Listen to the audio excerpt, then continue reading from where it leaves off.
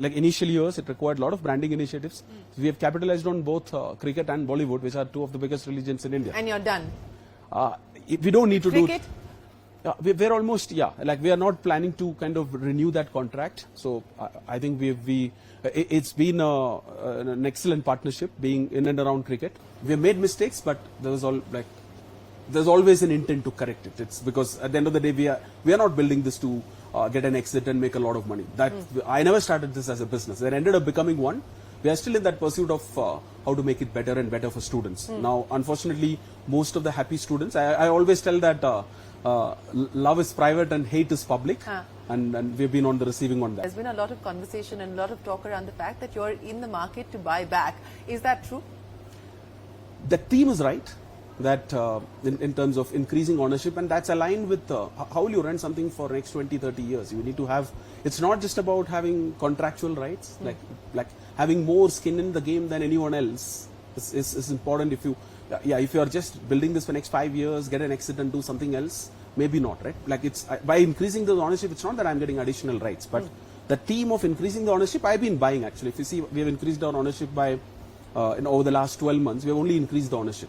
And that's true. It's not just that, because like, I'm not talking on my behalf, right? There is a large team of people who've been, like the 6 founding partners who started with me in 11 years have been there till now. It's a big responsibility. We're not that far away from achieving at group level profitability, because that's not been the focus for the last 2 years. If you take a look at our numbers, you will see that from 2015 to 2020, we have moved in the right direction.